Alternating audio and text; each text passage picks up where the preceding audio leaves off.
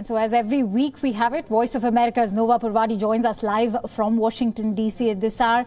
Nova, a very good evening to you. Now the race is nearing the finishing line, or so it seems. Interestingly, your last week's prediction was right that no clear winner was expected to be projected around election night. Where are we today in the Electoral College tally, and how long will election hang in balance? Well, Akansha, I did see you bring up the Electoral College map, and the focus these days is, of course, in 5 key states that are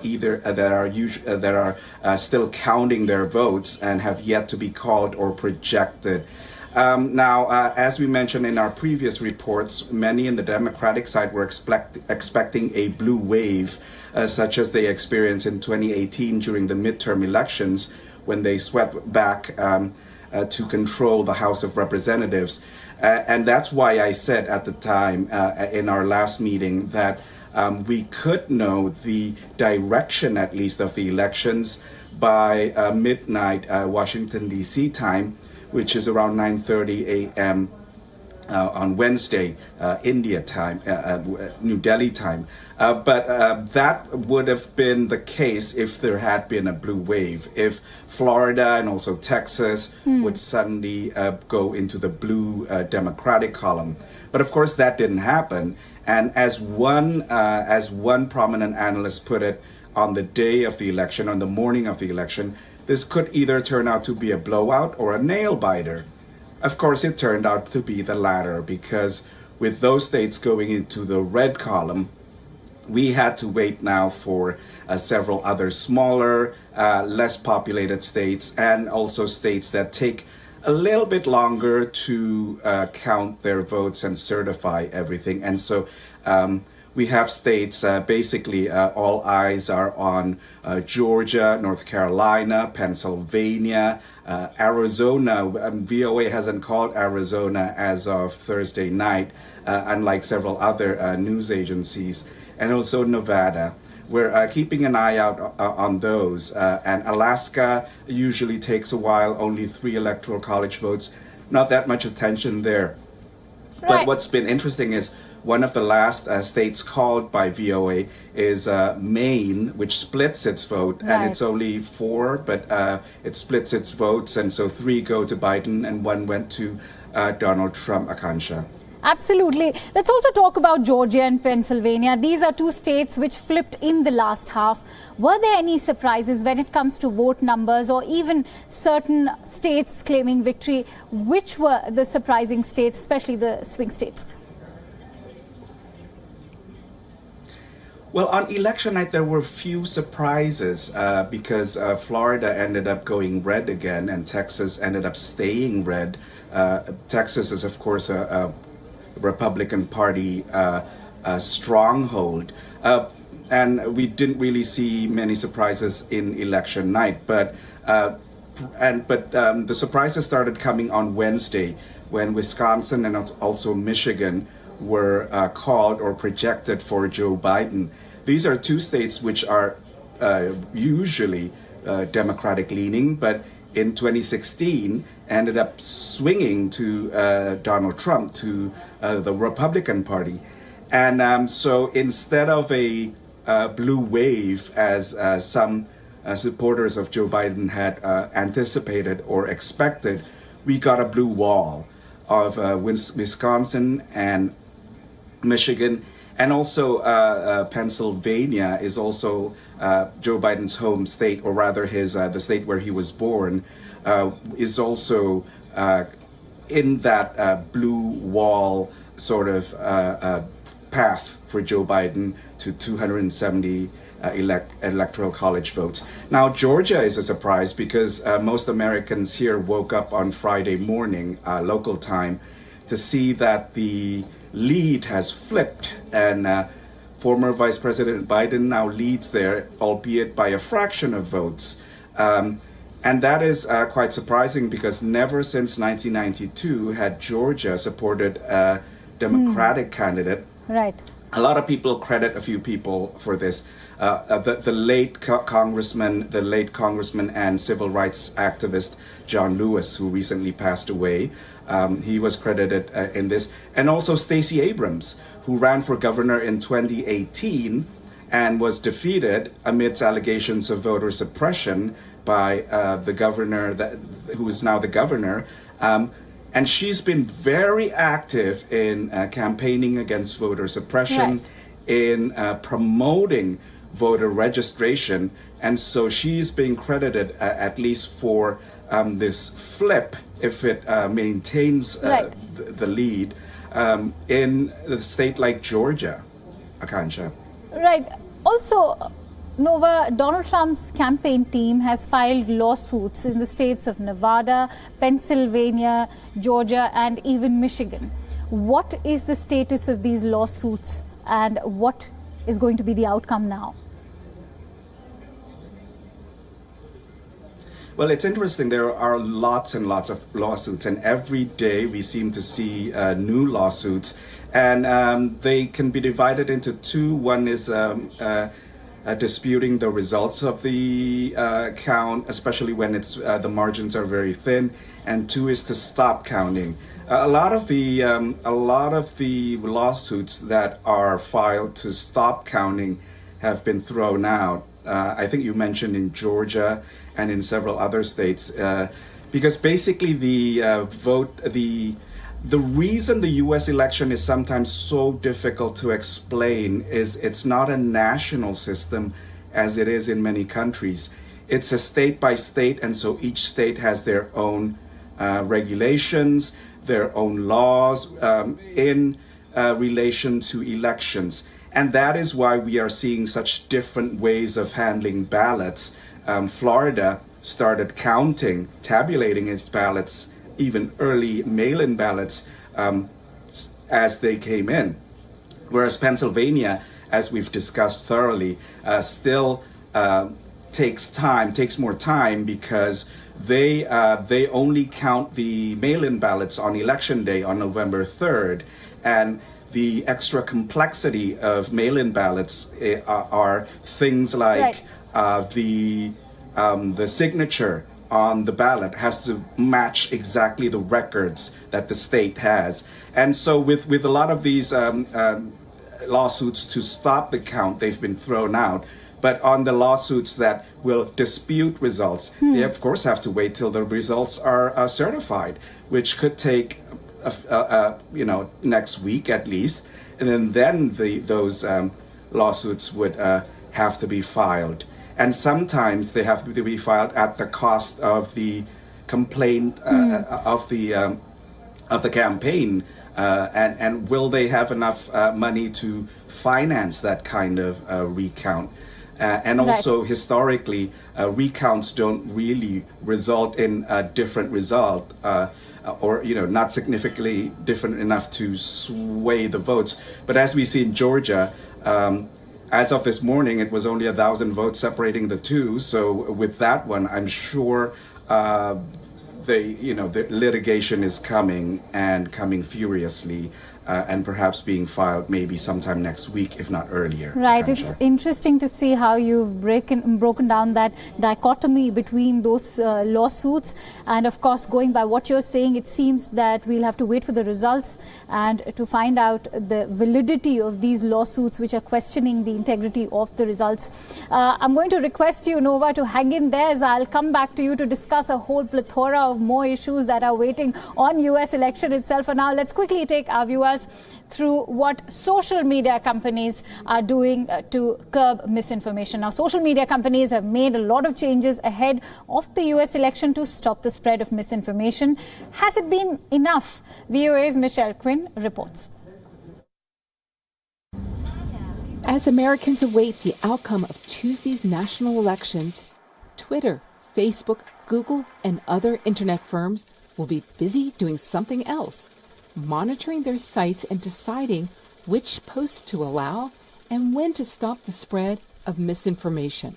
We've clearly entered an age where you can't believe what you read, see, or here online. The online information ecosystem is a dumpster fire, let's be honest with each other.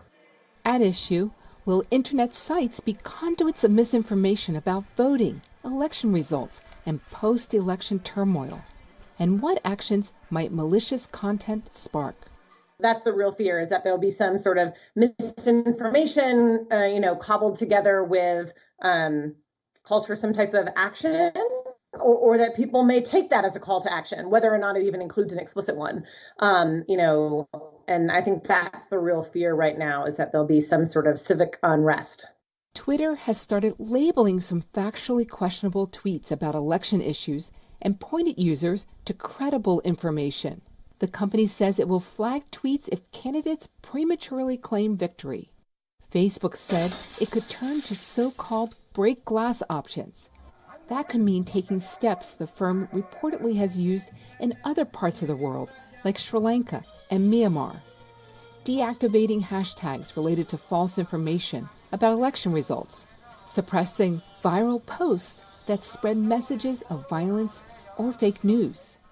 The problem with online misinformation is that it can spread widely before internet sites, which are also sensitive to claims they are suppressing certain viewpoints, decide to act. I worry if they'll break the glass as quick as it might need to be done, depending on sort of what is happening in our post-election period. While U.S. voters chart the future course of the nation, election 2020 is another test case of whether social media helps or hurts the democratic process. Michelle Quinn, VOA News, San Francisco.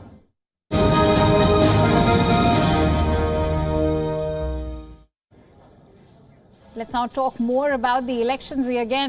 Let's go back to Voice of America's Nova Purvadi, who's joining us live from Washington, D.C. Nova, Twitter and Facebook this time around have played a more proactive role if we were to compare their role vis-a-vis 2016's US election. How proactive have they been this time around, and what sort of initiatives have they taken?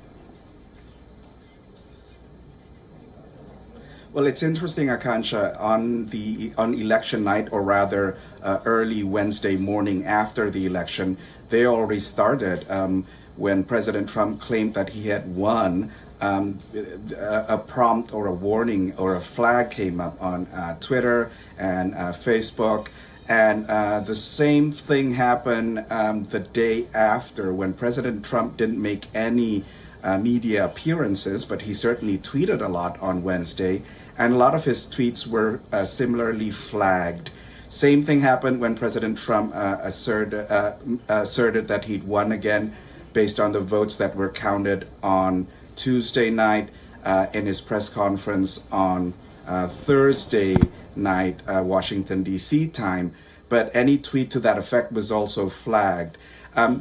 During that press conference, President Trump claimed that his viewpoints were being censored and his victory were being suppressed also by big tech. He accused big tech of taking sides in this election.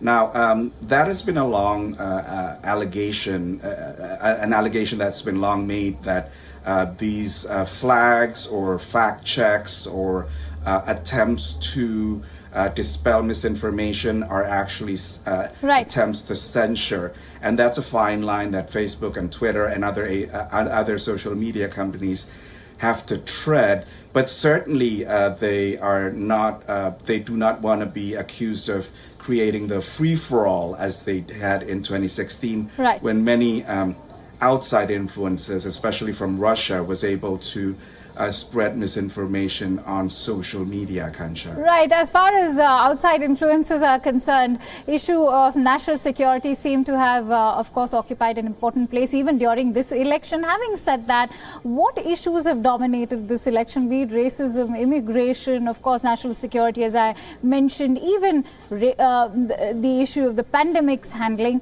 What issues have motivated the US voter to go and cast their vote, that too at the time of a pandemic in a country with the highest number of infections? Well, Akansha, it seems to not have budged from surveys before the elections, some exit polls held. The economy was very important. The issues of racial justice and also law and order were issues that were important. And also the coronavirus pandemic and also healthcare were important. And these issues seem not to have budged from their polling numbers before the election. Now, what's interesting is basically Joe Biden campaigned primarily, if not solely, on the pandemic response, but this wasn't enough to gain support from some who were maybe independent or Republican leaning, who still viewed the economy as a more overarching important issue. Now, in terms of foreign policy and security, what's interesting is polling has indicated that terrorism, which used to be viewed as the #1 threat, and so voters were looking for a president who was tough on terrorism.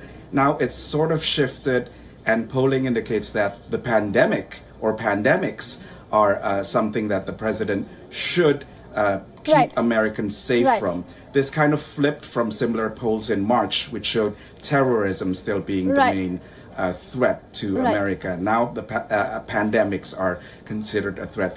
Whereas China, only 1 in 5 people in a recent poll said that China or security threats from outside factored into their voting account. Absolutely, Nova, and I'm quickly running out of time, so I'll just quickly take my last question from you. There's been a spike in firearms sales. Of course, also at the same time, there's been a shortage in ammunition.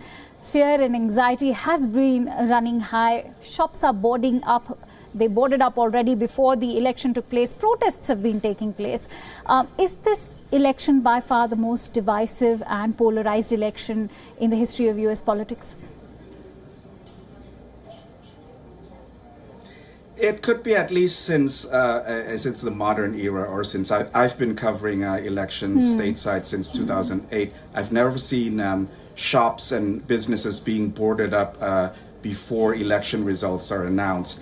But certainly this has been a tense year, and a lot of businesses have been boarded up since summer, since June, when the Black Lives Matter wave of protests started in the US. So there's also that factor, and where businesses know that any spike in tension could lead to violence. It has been the most tense, but it has been the most interesting as well in terms of, I mean, if I can go back to the litigation, one case in Pennsylvania was basically the Trump camp wanted to get a little closer. Their monitors wanted to get closer, 6 feet to the ballots, the observers. Whereas the court had, whereas the local government had initially mandated 10 feet because of COVID. And in that case, I think they allowed them to get a little closer. And this is how minute a lot of these polarization the nitty-gritties have been. But of course, a lot of... And that actually brings me to... So we'll figure out, hopefully in the next couple of days or weeks until we find out. Next couple of days, or... basically have a finality to all of this. Next couple of days or weeks. Wow, that's a lot of time to wait for. Having said that, let the best man win. Thank you so much, Nova, for joining us on this newscast, and as every week bringing us all the latest on US election.